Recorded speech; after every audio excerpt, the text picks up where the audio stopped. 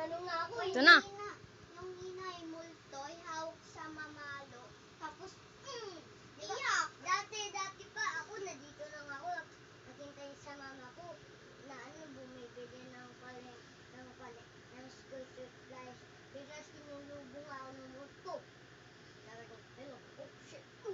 Tinabak ko. Oh my god, this is so refreshing, man. Oh my god. Let's go have a swim.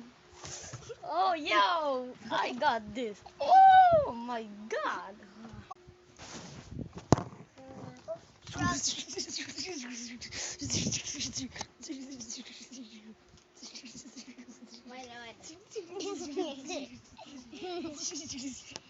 Putol!